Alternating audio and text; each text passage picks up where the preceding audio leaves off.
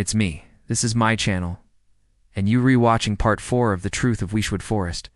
Nature or supernatural? Last time, cameras caught chilling footage in Wychwood. Tonight, we reach the end. We'll hear from scientists and skeptics, then paranormal investigators and believers. Let's start with a recap. In part 1, we explored the legends surrounding Wychwood Forest, tales that date back to the 1700s. An old woman named Wild Betty was said to have been hanged after being accused of witchcraft. Her ghost now wanders these woods, bringing bad luck to those who encounter her. Also in part 1, we met local legend keeper Rob Redman. He described how Betty's ghost is just one of many spirits that haunt Wychwood. In fact, people have died here in such strange circumstances that some call it the Valley of Death. But why do so many people believe there are ghosts here? In part 2, we delved into the sad stories behind some of the unexplained deaths that have occurred here. First, we heard about Harry Street, a local man who vanished without a trace during a walk in the woods. Then we learned about the suspicious death of the 19-year-old Mary Mallon. She died suddenly while walking with her brother John. Her body was found by John, lying on the forest floor with no obvious cause of death. Was it an accident, suicide, or something more sinister? These tragedies led us to wonder if Wychwood itself could be cursed. In part 3, we uncovered even more chilling stories from within these woods. A man named Tom Newman fell victim to what locals call the death mist, a thick fog that rolls in and saps people of their will to live. One couple even claimed to have seen a ghostly procession moving through the mist. And then there's the tale of 2 hikers who encountered a horrifying specter deep within the woods. They said they were approached by a white mist, and a black dog emerged from it. As the mist dissipated, they saw a human-like figure standing before them. It didn't speak or move, but it seemed to be studying them. When they ran away, the figure did not pursue them. Today, scientists say there are rational explanations for all these supposed supernatural occurrences. So let's explore those theories next. Sounds below the threshold of human hearing can explain many of the ghostly encounters people have reported in Wychwood. For example, when water flows over rocks in a stream, it produces a constant low-frequency sound. This is known as a tonal sound. It can travel for miles and has been shown to produce feelings of unease, similar to those you might experience when encountering a ghost. In addition, the rolling hills and valleys of Wychwood may cause acoustic trapping. Low-frequency sounds become trapped in these areas, which could lead to a buildup of unsettling noises. But the mist and fog that permeate Wychwood also play a role in creating eerie illusions. When temperatures drop below freezing, wisps of fog can gather around tree roots, making them appear to rise out of the ground like spectral figures. What's more, cold air holds less moisture than warm air.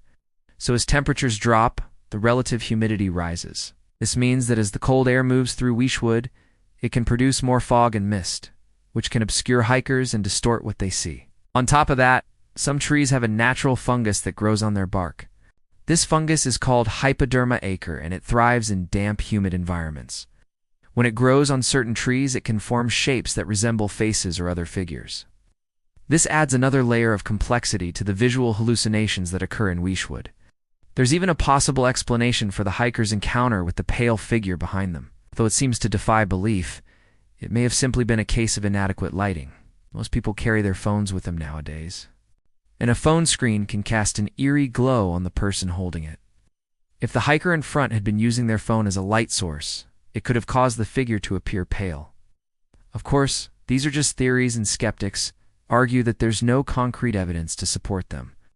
Furthermore, some of these supposed ghostly encounters took place during the daytime, which makes them even more difficult to explain rationally. So is there anything else we haven't considered? Let's hear from the locals. I spoke to several people who live near Wychwood, and they insisted that the spirit is real, and that it is tied to the tragic deaths of those who passed through the forest.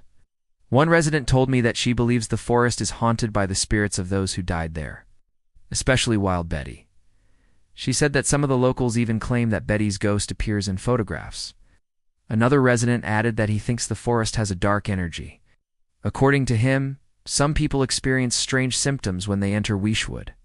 These include headaches, nausea, and a feeling of dread. Another local explained how the story of Wild Betty has become part of the local folklore. They say that she's not the only spirit that haunts Wychwood. There are many others, each with their own story to tell.